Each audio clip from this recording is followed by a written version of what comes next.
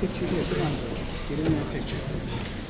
I do solemnly promise and swear I do solemnly promise and swear that I will faithfully, impartially, and justly that I will faithfully, impartially, and justly perform all the duties of the office of Senate President office of Senate President to the best of my ability and understanding, to the best of my ability and understanding, and that I will carefully preserve all records, papers, writings, or property records, papers, writings, or property entrusted to me for safekeeping by virtue of my office, and make such disposition of same as may be required by the law. Congratulations, Mr. President.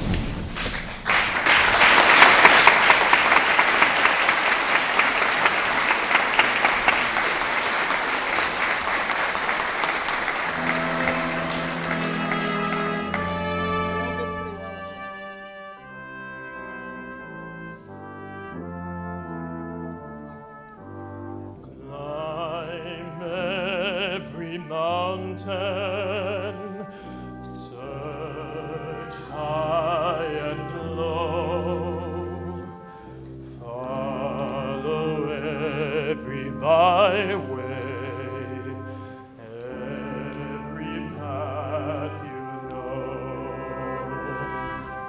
climb every mountain, ford every stream, follow every rainbow, till you find your dream, a dream that will need all the love you can give, every day of your life, for as long as you live.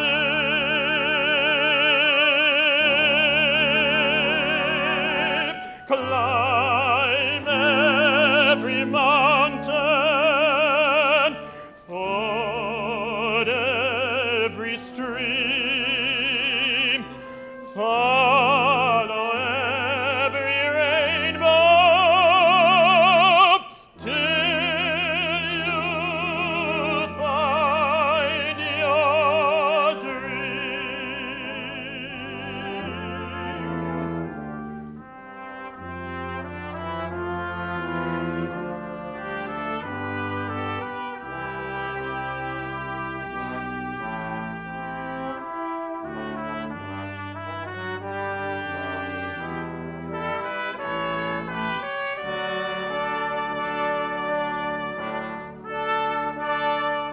Climb every mountain,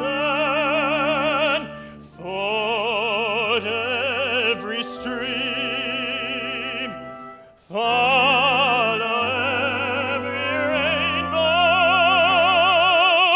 till you find your dream.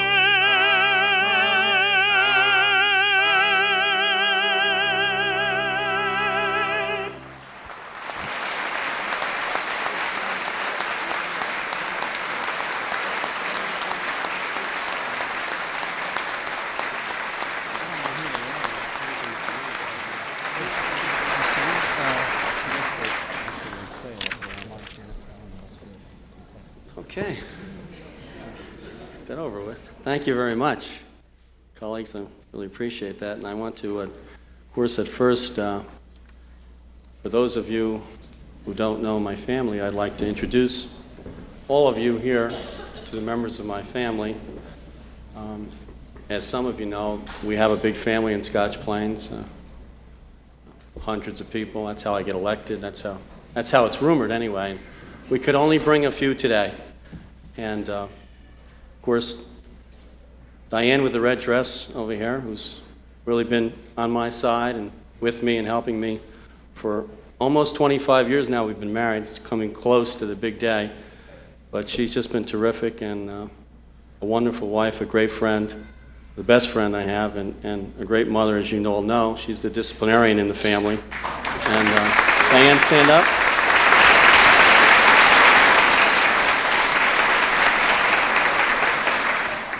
promise no jokes today. I have 3 daughters. The last time I stood up here, Joe Merlino swore me in 1979. We have that picture. Joe swearing me in. My 3 daughters were up here, and like the other fellas, they could hardly see over the podium, and so here they are. All the youngest is 18, Marcy, who's in college. Marcy, stand up. You have to stand up, Marcy.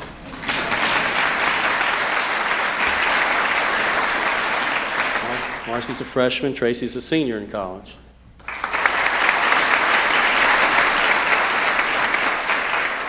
Marie graduated from college in 1991. Marie?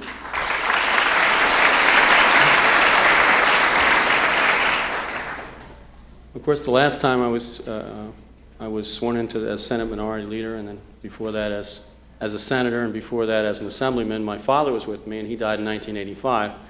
As Senator Litch, I'm sure, and Senator Russo felt when they were up here, it would have been great to have my dad here. He's just so proud of all of this, and proud to be an American, having been an immigrant from Italy in the early part of the century. My mother also immigrated from Italy and has been really the strength of the family and a great friend to me, and we're still very close and have been for all of the 47 years that I've been on Earth. And my mother is sitting there. Please, Mom, stand up.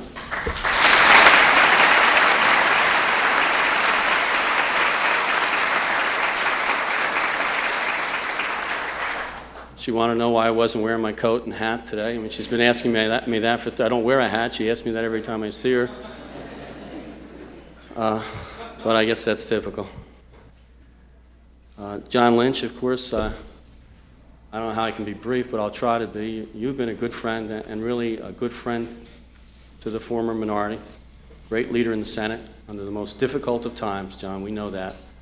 But you've been Majority Leader and Senate President, and now you'll be Minority Leader, and I really look forward to working with you very closely and with your minority. I know we will be able to, because I know you, and you're bright, very bright fella, and we need your ideas and your input. And so this is not the end. This is really the beginning for me of hopefully developing an even closer relationship. So, John Lynch, I thank you on behalf of the entire Senate for the 2 difficult, long years that you put in as Senate President and the 4 difficult years under Senator Russo as Majority Leader. We all know how difficult that had to be.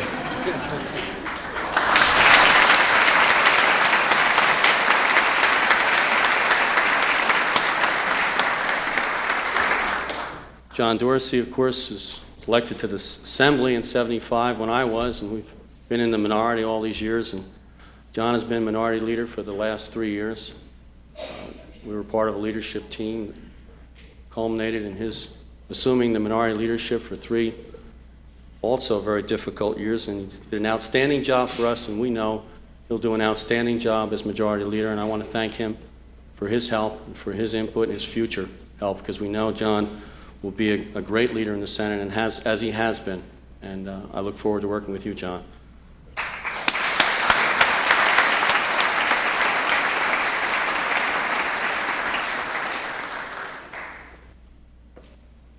Now, I didn't just write this down because he said what he said. It's already in the printed form. But Ray Lesniak is the new Democratic State Chairman. And being from Union County, now we have the Republican State Chairman and the Democratic State Chairman from Union County, both bachelors, John. We'll leave it at that. We'll leave it at that, right? But 2 really good friends. But Ray and I have served in the legislature for many, many years. We've been great friends, and we expect to be in the future. And Ray, we're just very proud in Union County to know that we have one of our own, and one of our own in the Senate, really, as the Democratic State Chairman. So I think, once again, that'll be helpful to us, and I appreciate it, your remarks, but I look forward to working with you, and I honor you today for assuming that role, most recently as the leader of the Democratic Party, and particularly here in the Senate.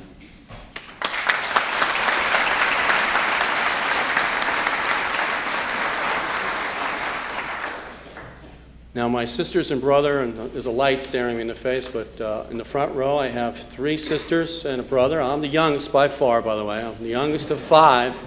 I have 3 older sisters and 1 older brother, and they're all seated up there with their spouses. They had to sit down because they're a lot older than I am. But they've been, great friends to me too. And certainly, when I needed help, they helped me the most, and I do appreciate their being here to share this moment with me. My mother-in-law, Rose A. Watt, and her husband, Gene, are here. From Philadelphia. My wife is from Philadelphia. I met her at Penn State. You know, she's a Philly girl, and she was working for Kennedy at the time. Now she's more conservative than anybody in the Senate. I promised not to tell jokes, but anyway, we do have some dignitaries here. Senator Joe Merlino, of course, sitting right in front of me. And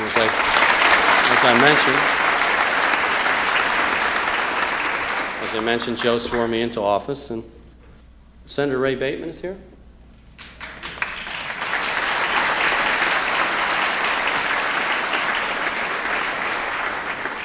Senator Bateman was in the Senate when I was in the Assembly, and the connection here is that my first 3 years of practicing law, I worked for Judge Diana while he was practicing law.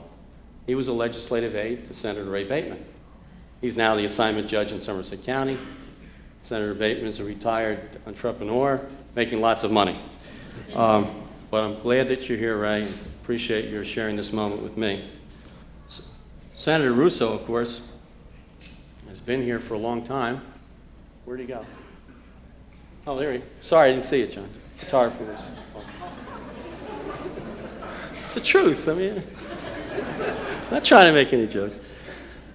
Senator Russo, of course, knows the family because he has been at family functions. He's visited my dad and mom at the beach, where he liked to go. As everybody knows, he likes to go to the beach, especially the beach house.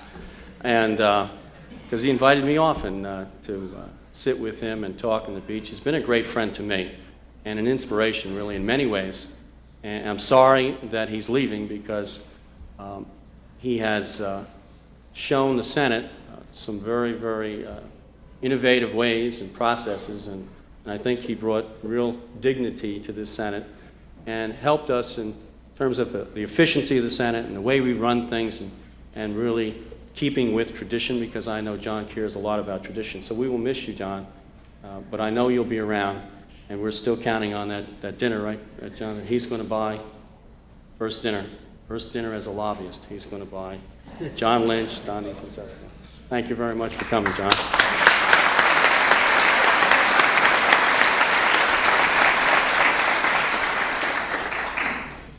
Another gentleman that I served in the Assembly with and in the Senate, who also served with John Dorsey and I in leadership, former Senate Minority Leader, really, Jim Hurley is here. Jim, thanks for coming.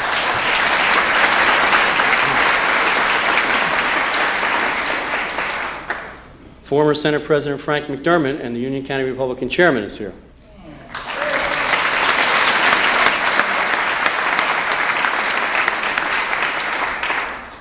Congressman Jim Saxton is here.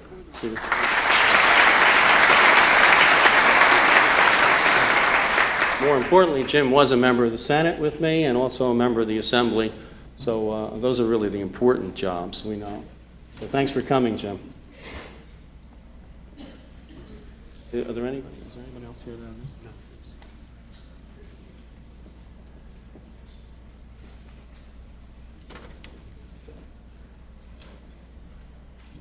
Today, the governor will report on the state of the state. The people already know the state of the state and know things have gone wrong. They have spoken forcefully for change, for accountability, for a different way of governing. That is why, starting right now, I'm going to speak to you not about the state of the state, but really about the future of the state and how you and I, we, with the people, can shape it as a partnership. The foundation of this partnership will be a new vision of leadership. See, to me, as of today, leadership in New Jersey really means no more business as usual. It means working to produce ideas and solutions that are honest, innovative, practical, effective, and affordable. The kind of leadership I'm talking about is not really puffed up political rhetoric, nor is it some intangible quality. It comprises the qualities that the people of New Jersey understand very well. Qualities like responsibility, to be accountable and to produce results. Qualities like vision, to work not just hard but smart, preparing for challenges before they become crises. Cooperation, bringing together and working with the best and brightest from all walks of life to achieve success. I pledge to you today that these will be the defining qualities of your New Jersey Senate leadership. The people sent us here with an unmistakable mandate for change. I accept that mandate and send this challenge to those in government. Lead, follow, or get out of the way. Starting today, the New Jersey Senate will take the lead in making the government work for all of us. We are going to reshape state government, making it leaner, more efficient, and more responsive. Efficiency, however, starts in our own house. And today, the Senate is going to stop being a bill processing factory. That is why Senator Lynch and I have created New Jersey's first ever voluntary limit on the number of new bills that can be introduced. The mountain of bills gathering dust will be cleared away. Our constituents deserve nothing less than a serious commitment to their most important legislative priorities. But we will not stop there. Using the constitutional authority granted to the legislative branch, we have revamped the mission of the Senate's 13 standing reference committees. That new mission is one, we will get a handle on the state bureaucracy that is sloppy, wasteful, and out of control. 2, we will produce budget savings for the taxpayers of this state. 3, we will study in depth the problems New Jersey faces before seeking consensus solutions to those problems. And 4, we will empower the people of New Jersey by giving them greater access to government decision-making. How? The investigatory and oversight functions of the committees will be strengthened, strategically directed, and enhanced through a process I'm going to call SAVE, a strategy for accountability, vision, and efficiency.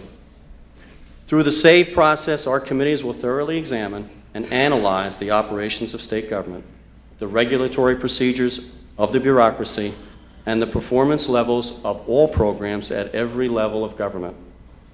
The committees will go to the public for input, information, and involvement in building a consensus for solving our state's pressing needs. They will be demanding results from this process, and I am prepared to use a very powerful tool, if need be, to gain those results for the people of New Jersey.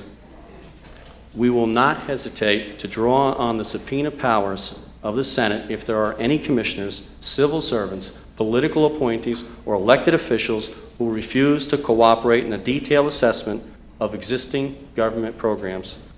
The uncooperative will not be a barrier to our efforts.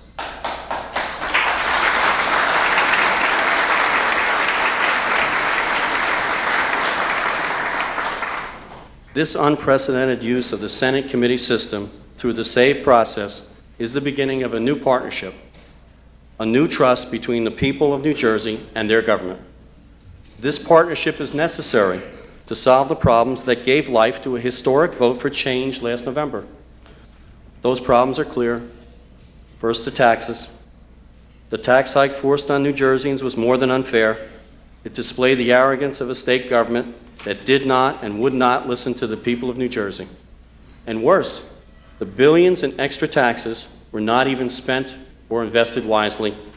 Ordinary citizens around New Jersey are asking, after the largest tax increase in history, why is there a monumental budget deficit?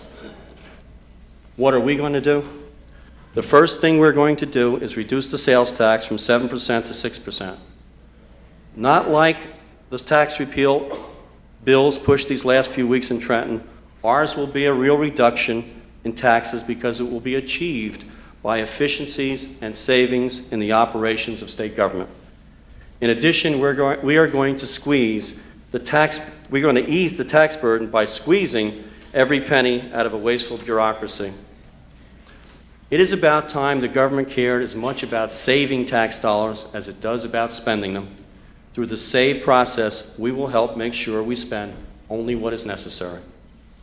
When an improving economy generates new revenue to government, I think you will agree it is high time that that money be given back to the taxpayers, which is why I am announcing today the concept of a dollar-for-dollar return to the taxpayers.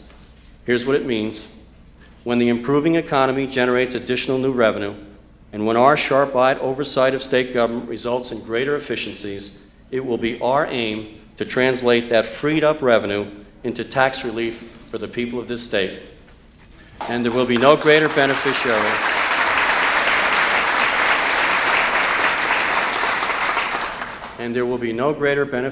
of tax relief than our beleaguered state economy, which was crippled by New Jersey's record tax increases.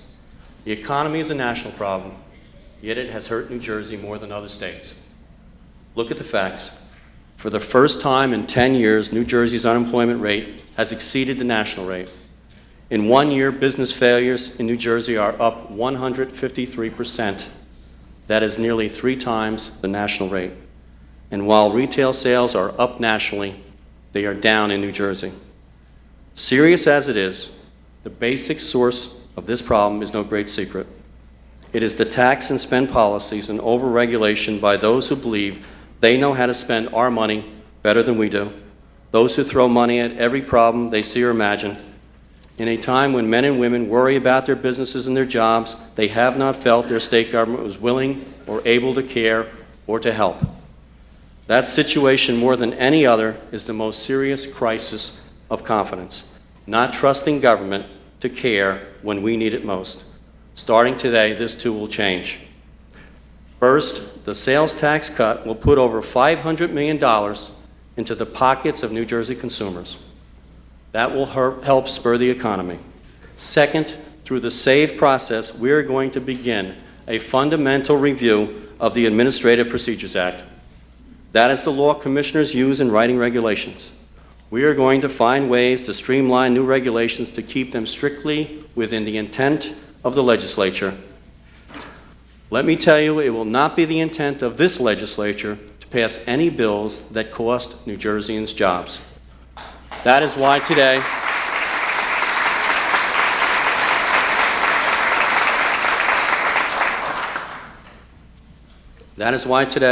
I am recommending that every new legislative bill and every new administrative regulation be required to undergo a jobs impact assessment. Such a program also will help prioritize those initiatives and ideas that will help get our economy moving again. Third, we are going to examine revisions to the tax code that will encourage investment, economic growth, and create jobs.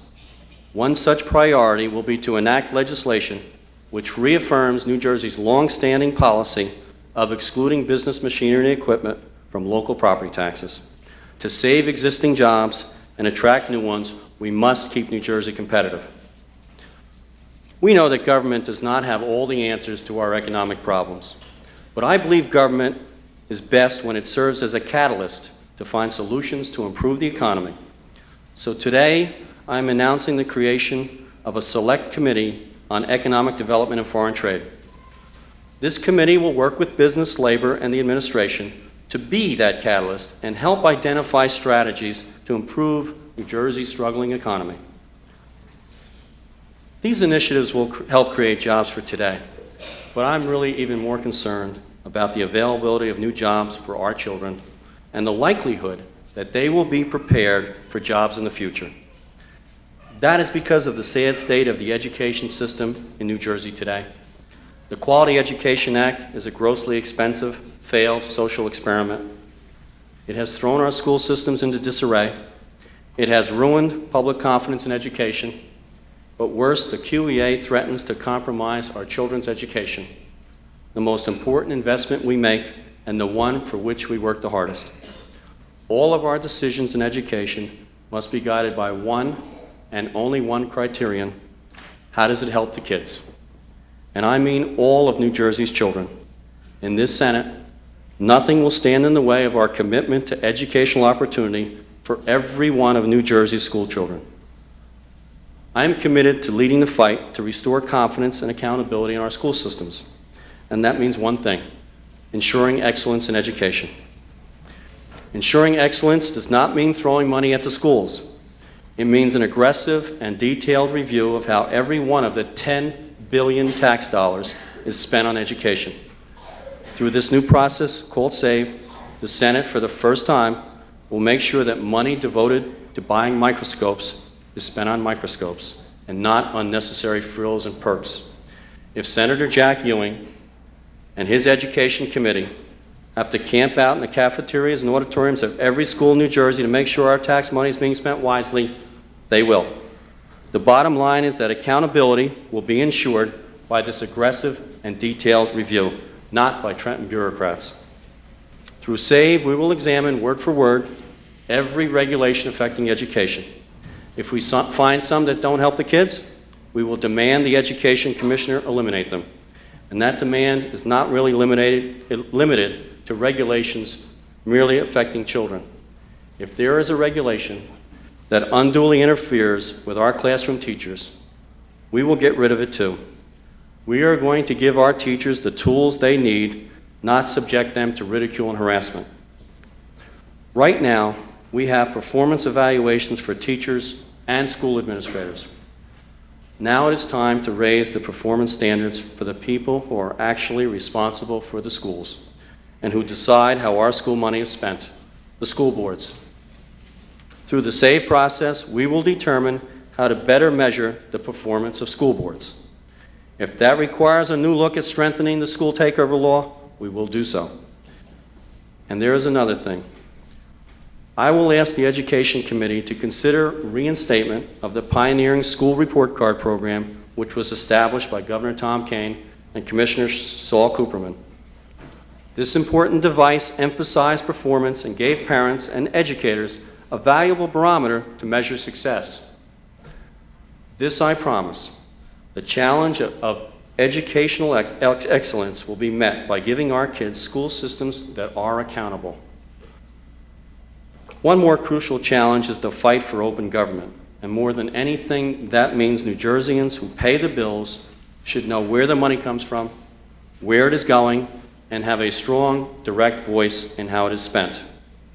Starting today, the Senate committee system will conduct its new oversight mission in the bright light of an open state legislature that listens to and serves, not dictates to, its people. One important step in opening government will be to develop a carefully structured constitutional amendment to allow initiative and referendum for the people of this state. For too long, our citizens have had no recourse when a paralyzed state government refuses to act. This too will end. State government is not the only thing that needs revision. The way in which we conduct political campaigns deserves a fresh, new look. That is why there needs to be meaningful, significant campaign finance reform, and that includes a cap on campaign contributions.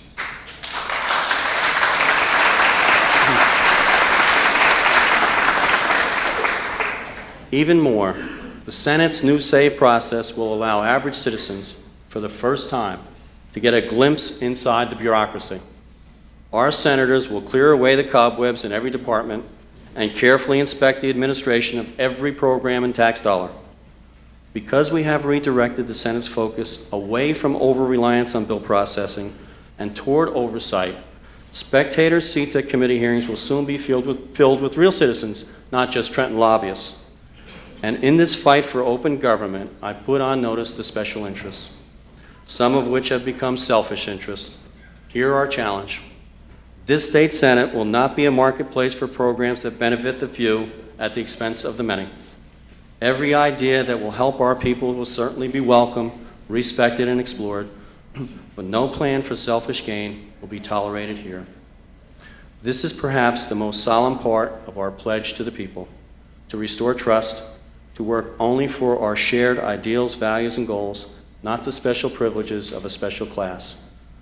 This trust is the heart of the new partnership between the people and their new government. Remember, not long ago, people had another word, a better word for politics. We called it public service. Today marks the end of the era of the old politics, the start of the era of public service, of performance and results. Our compact with the people is a true partnership with everyone in New Jersey. We in this chamber represent the needs and concerns of over 7 million people. We are not 27 Republicans and 13 Democrats. We are today 40 state senators. Future generations will judge our success or failure by how we treat the less fortunate in our society. The concerns of the aged, the afflicted, and the needy respect no political divisions. A new approach is needed to solving their unique problems. We will bring a new sensitivity to improve the lives of every less fortunate New Jerseyan. Our goals are clear. Our vision is really the people's agenda for New Jersey, and our objectives are worthy of the great trust placed in all of us. If we work together to accomplish those objectives, imagine what we can build for ourselves and our families. Imagine a public school system that can promise and deliver to our children the finest, most competitive education in the world. Imagine the day when hard-working businessmen and women can interact with government to build, to grow, to create jobs without delay, red tape, and bureaucracy. Imagine a healthcare system that serves people when and how they most need it, and one that they can really afford. Imagine an auto insurance system that is sensible and doesn't penalize good drivers. Imagine a robust New Jersey economy with jobs with a future for the future, and the confidence that men and women can make a living and build a good life here for themselves and their families. Imagine an unspoiled environment we can safeguard now for our children and their children. Today, the good news is that this can be the future of our state. The men and women and families of New Jersey can imagine all these things and more. They are not fantasies, nor are they attainable only in some distant future. They are truly within our grasp because they are the realistic product of cooperation between good people and honest government. And now those ingredients and teamwork are in place. It is a partnership that holds more power than politics ever could. The power to build and nurture the economy, the environment, the schools, and a fine quality of life here in New Jersey.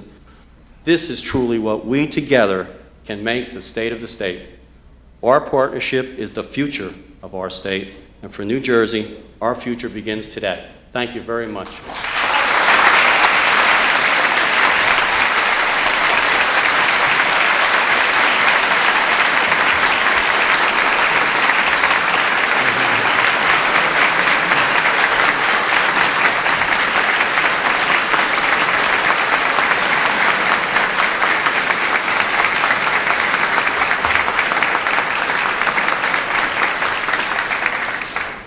Thank you very much.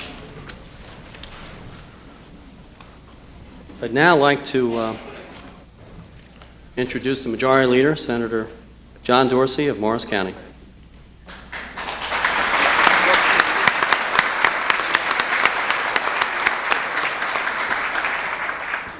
Mr. President, thank you very much. Mr. President, before I begin my remarks today, I would like to congratulate you on behalf of myself and the Republican delegation on your election as President of the New Jersey State Senate.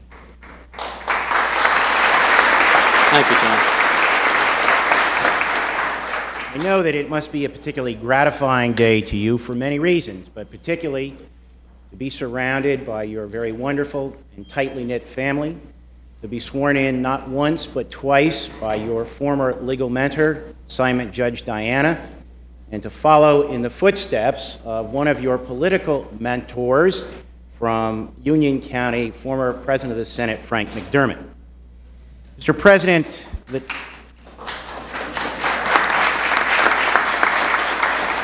I think Senator Brown is going to have to get her cues a little faster. Mr. President, the task before you, and indeed before all of us, is formidable. But I know that you have both the wisdom, perseverance, and fortitude to meet the task. Mr. President, I'd also like to, at this time, welcome the newly elected members of the Senate, where each one of them fought a fierce battle in order to secure selection to this Senate. The elections are over, and they must now meet the even greater challenge of governing, a challenge that will be particularly difficult because of the critical economic times in which we find ourselves. And when I think of that economic climate, I am reminded of those immortal words of Thomas Paine when he said, "These are the times that try men's souls." and these are the times that should try the souls of legislators. Senators, these are trying times, and your task will not be easy. It is a relatively simple task to govern when the coffers are full. It is an entirely different situation to govern when the coffers are empty. I have absolute confidence that each of you will rise to the occasion and meet this challenge, for that is why the people sent you here. Mr. President, I, too, would like to take a moment to again recognize Senator John Lynch, to join in those very complimentary but truthful remarks that you made about John. Having served as minority leader under both President Russo and President Lynch, I can tell you that Lynch is by far the more generous one to the minority. Senator Lynch reigned as Senate President during a most difficult time. Indeed, some people have suggested that some of the difficulties were self-created from time to time, but he was a formidable, forceful, but extremely fair President of this Senate, and we all look forward to working with him in his new capacity as minority leader of the Democratic Party. And finally, on a personal note, I would like to thank my colleagues in the Senate Majority Delegation for selecting me as Majority Leader. It is an honor and a serious responsibility, and I hope that I will perform up to your expectations and those of my colleagues. Mr. President, members of the Senate, ladies and gentlemen, as we look around New Jersey today, we see that the people of our state are suffering from severe economic stress, a national condition which has been exacerbated by some rather ill-conceived state governmental policies. What we in New Jersey are witnessing is nothing less than a recession within a recession. Other states have adopted strategies to combat the recession and to strengthen themselves against future economic downturns. We in New Jersey must do the same. Mr. President, it's the obligation of each member of the Senate to work together to reverse New Jersey's decline and to restart this state's economic engine. But beyond repairing the damage to our economy, we must so position our state that when the national recovery occurs, New Jersey can once again regain its premier position as an economic leader for the balance of this decade. I believe that what we said in 1990 on Organizational Day is as true now as it was then. We must totally and permanently revamp our way of conducting the people's business in New Jersey, lest the state fall back into the bad habits of the past when prosperity returns. As Santayana so eloquently stated, quote, "Those who cannot remember the past are condemned to repeat the mistakes of the past." Mr. President, we are living in the future's past. We know the mistakes and policies that contributed to our current economic woe. It is now our solemn obligation to all New Jerseyans to correct them. To fail to do so would be the ultimate disservice to ourselves as public servants and to the future.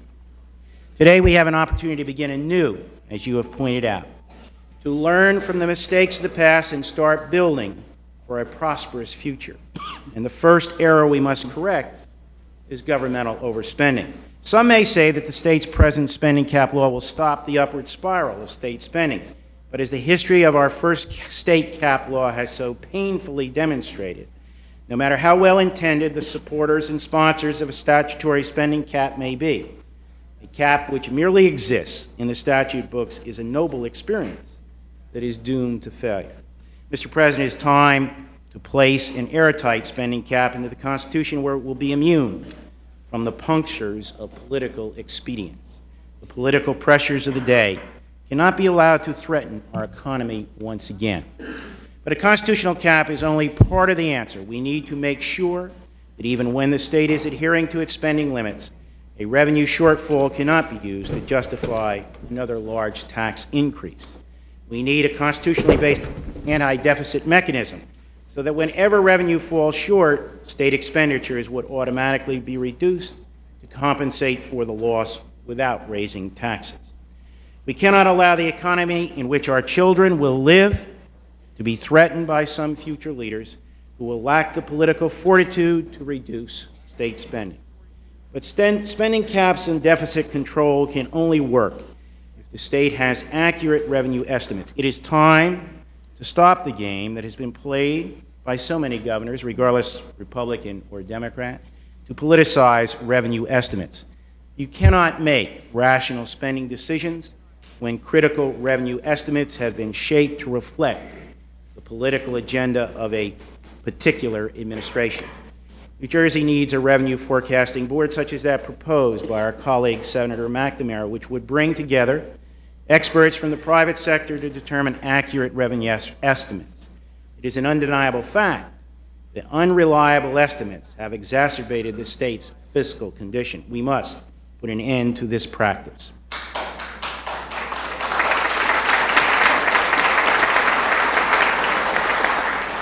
We must go beyond these fiscal safeguards if we are to ensure that the economy in which our children will work will be a healthy one. We must thoroughly explore a comprehensive program for the privatization of state services, which you have sponsored in the past and for which you must be given the credit. As other states have discovered, a sure method of lowering cost is to allow private industry to compete for state services. Privatization works in those states. We believe it can work in New Jersey. We must also undertake a serious effort to consolidate departments and other agencies as you have proposed in terms of our own Senate committees. The time-honored tradition of creating special agencies in order to silence the clamoring of groups demanding special attention must end. The people cannot afford it. We must and we will consolidate. And finally, we must take steps to free both our local governments and the many sectors of our economy from the stranglehold of Trenton red tape, often generated by ourselves.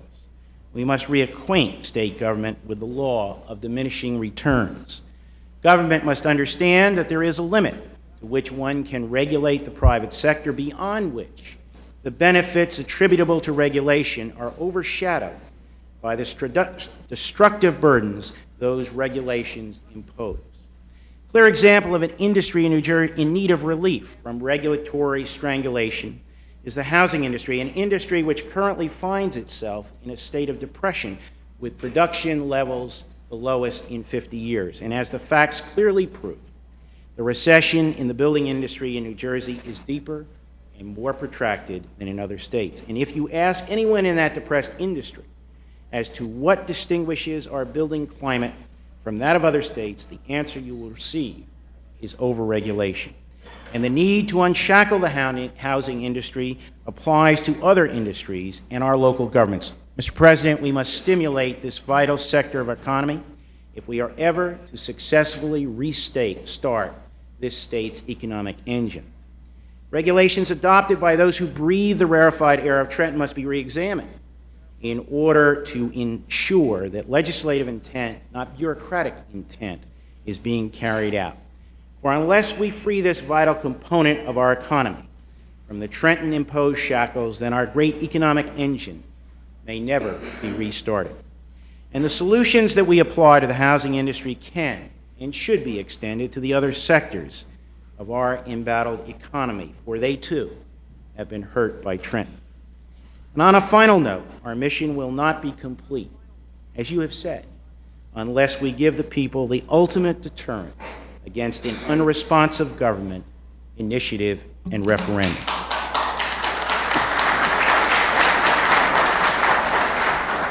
Mr. President and members of the Senate, people have entrusted us with a great responsibility.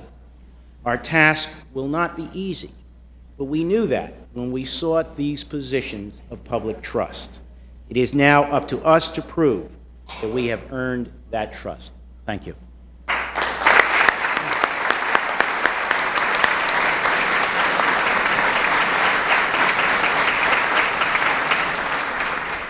Thank you very much, Senator Dorsey. And now, I'd like to introduce the Senate Minority Leader, John Lynch of Middlesex County, former Senate President.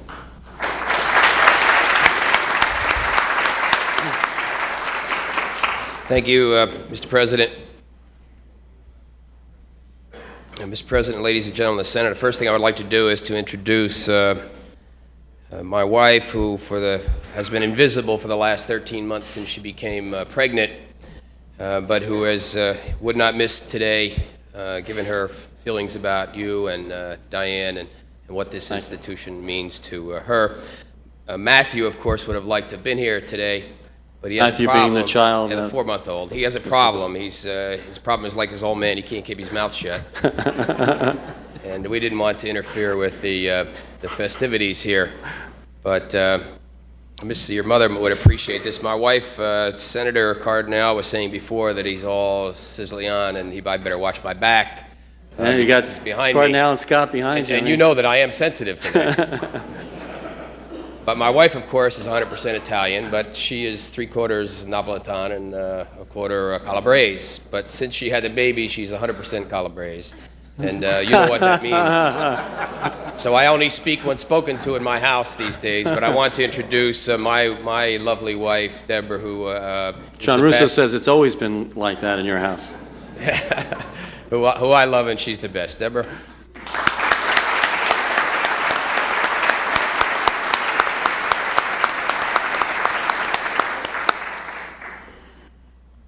And to you, Mr. President, I want to wish you the best. During your tenure, I feel very, very confident because of your innate ability and intelligence and your real attributes of warmth and sincerity and sensitivity that you're going to be an outstanding Senate President. And Deborah and I wish you and Diane and your family nothing but the best. Sure. And my same, of course, to the new Majority Leader, Senator Dorsey and Suzanne. I think that our relationship over the last 2 years has been an outstanding one. We haven't agreed very often, but whatever John said he was going to do, that's what happened, and I hope that it was in return. And I can say this publicly, that as far as I'm concerned, you can take John Dorsey's word to the bank. Unfortunately, his word was always on the opposite side of our feelings in most instances. I want to welcome all of our new members here, and we in the minority promised to work with each and every one of the new members. We're also very happy to have Senator Adler here, as I said earlier. What a welcome face today to make our caucus 13. My Democratic colleagues and I have now been members of the minority party for about an hour. And Mr. President, I know that you and your Republican colleagues have been members of the minority, and some of you for 18 years. Already we are frustrated by our new status. So we know how terribly frustrated you must have been during these years. And we know how elated you must be today with your new majorities, your mantle of leadership, and the responsibility you now have for the Senate's agenda, and therefore for the agenda of the people of this state of New Jersey. You have a great opportunity and a terrible responsibility, and we want you to succeed. We want this institution to succeed. We are committed to helping you to help this institution to remain the upper house in every sense of the word. We hope and expect to have a productive and cooperative relationship with you, Mr. President, and with your Republican colleagues. Indeed, we hope this 205th session will see inter-party cooperation at its hallmark. We will support your programs when you are right. We will suggest improvements when you are nearly right. And we will propose our own alternatives when we feel you are wrong and when a legislative vacuum exists. Hopefully, despite the vast power you now have with overwhelming majorities, we will not see government by veto override, but instead, we'll see government by reasoned debate, public input, and with the best interests of the people we collectively serve always foremost in our minds. Mr. President, some have written and others have said that with your overwhelming majorities in both houses of this legislature, that your powers rival that of the governor. That indeed, the Republicans' agenda will be the agenda of the people, for better or for worse. Despite this reality, we in the minority will share our ideas with you. We will never take a party position on a matter of significant public policy. We will never close our minds to your initiatives, just as we hope you will not close yours to ours. We remain a state of Republicans, Democrats, and independents. The only people who care strongly about partisanship are we who are elected as partisans. The people we represent certainly do not. They will judge this Senate on the value of the product of our labors and not on our partisan labels. It is with the recognition of this truth that we hope that when you review and possibly amend or change the major initiatives we have enacted during these past 2 years in the 204th session, that they will be strengthened and made more equitable rather than being relegated to the limbo of history. I speak specifically of the imposition of real constraints on government spending at all levels, including school districts. And I speak of our first step, however fragile, to reverse the terrible spiral of double-digit increases in property tax that plagued our state for far too long. I caution you in your pledged review of the QEA2 that every dollar diverted from the income tax increase enacted in June of 1990 will result directly in a $1 increase in the property tax. Taxes, of course, are nonpartisan. All of us pay them. It is the perception of fairness that must motivate us. It is the goal of equity that must guide us. It is the assurance of public understanding, or at least acquiescence, that must move us as we jointly deliberate tax and spending policy during your years as Senate President. We congratulate you, Mr. President. This is a marvelous day in the life of your party and in your life as a servant of the people. I have every confidence, and I mean that sincerely, that your term will be successful. On a personal note, Mr. President, I recall as vividly as yesterday the enormous surge of pride that filled my soul 2 years ago when I took the oath of office that you have now taken. I know that at that time you wanted me to succeed so that this institution and this state would succeed. I too want you to succeed, and we as a minority are committed to that success. God bless.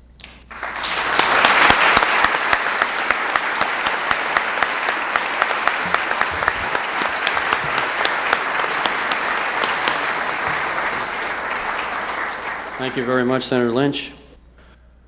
Now we will proceed to nominations for an election of a permanent secretary. And for that purpose, I recognize Senator John Dorsey of Morris County. Mr. President, I move that we do now proceed to the election of a permanent secretary. I now recognize Senator Brown of Morris County. Thank you, Mr. President. It is indeed an honor to nominate a friend, a New Jerseyan who has served this state well, a familiar figure here in the Senate, Dolores A. Kirk of Essex County. I recognize Senator Bassano of Union County. Then it gives me great honor to second that nomination. Thank you. Are there any other nominations? Hearing none, I direct the secretary to open the machine to take a tally.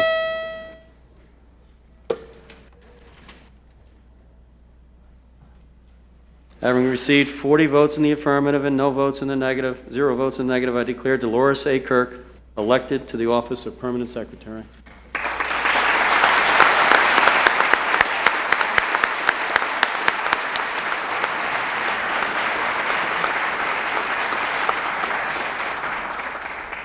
Will Dolores, better known as D. Kirk, and her family approach the podium, please?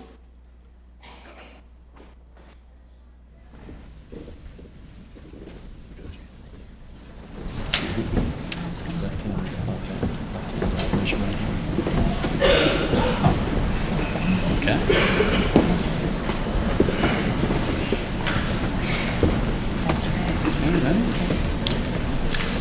I do solemnly promise I do solemnly promise and swear and swear that I will faithfully, impartially, and justly perform all the duties of office of Secretary of the Senate to the best of my ability and understanding.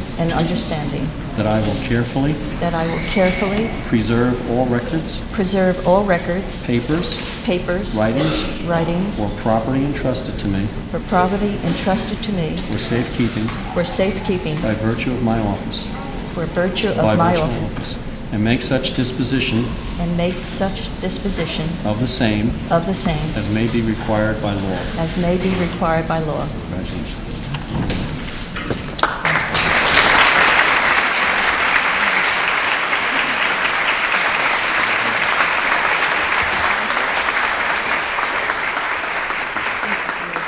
Thank you.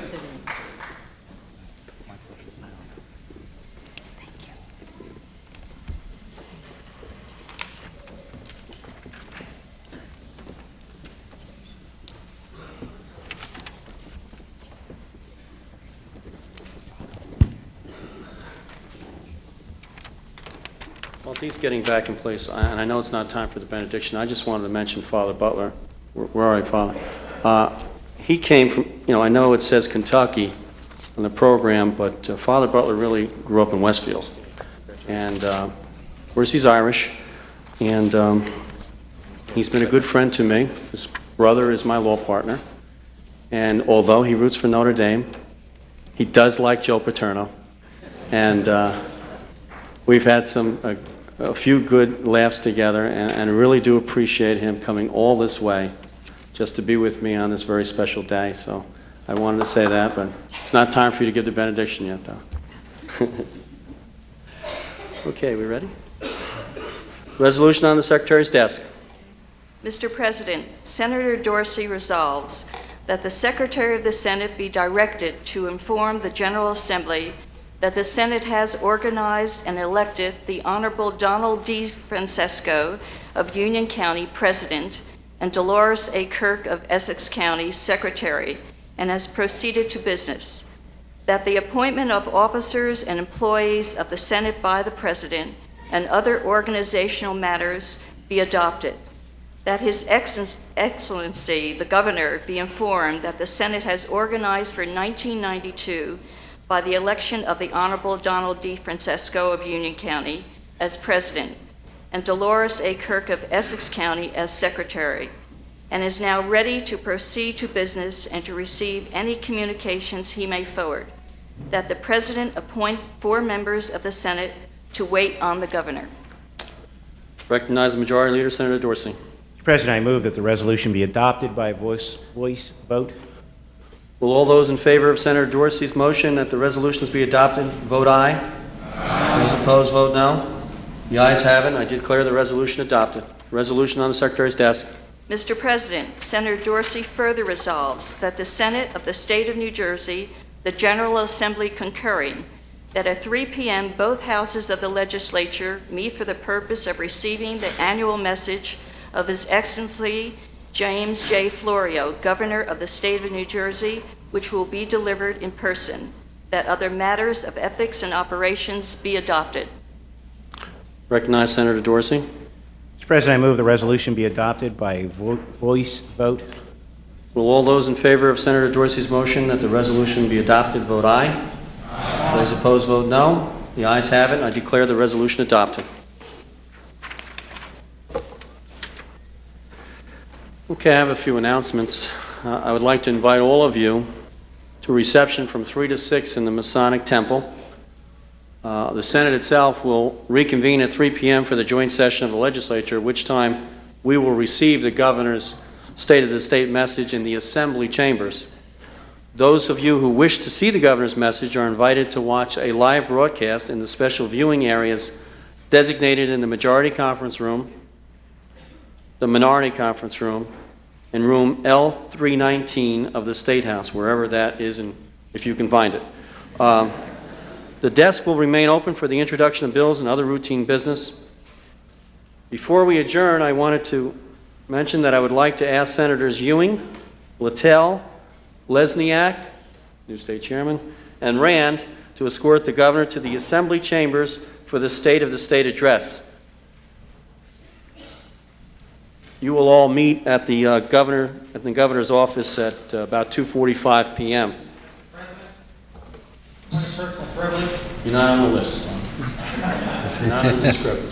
Very personal message to the President of the Senate of the 205th session of the New Jersey State Senate. Dear Don, I am pleased to send congratulations as you assume your new responsibilities as President of the New Jersey State Senate. You have served the people of the Garden State with distinction, and now they wisely invested their confidence in you to fill this important position of trust. As you know, I value the relationship that I have with state leaders across this country. They provide leadership in a challenging arena, and every day their work impacts in the lives of the people whom they represent. You bring to your office a special understanding of the concerns of your fellow citizens, as well as value, insights, and the challenges and opportunities that face your great state. You have my best wishes as you begin your tenure. God bless you. Signed, sincerely, George Bush. Oh, thank you, Bob. Thanks, Bob.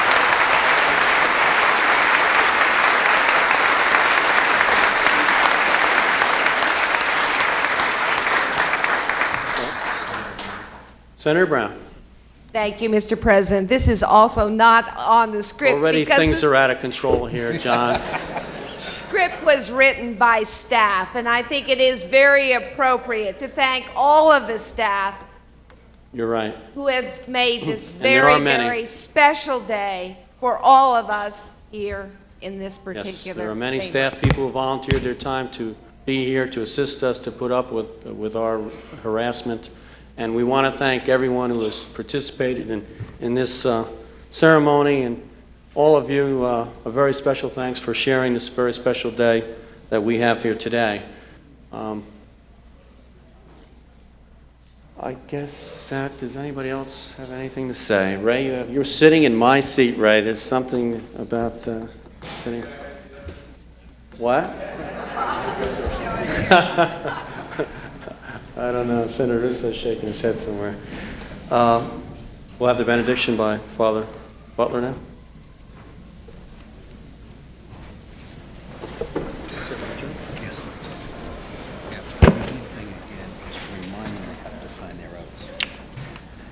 O Lord, may we always walk humbly in your presence and realize what you have done for us from December 18th, 1787,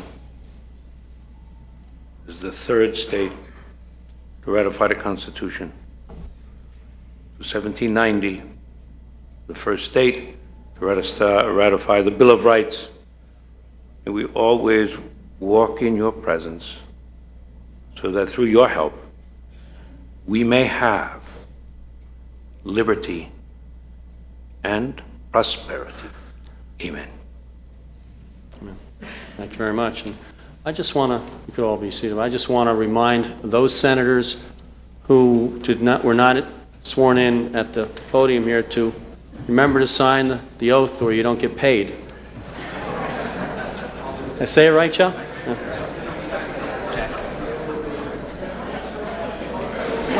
Thank you, everybody.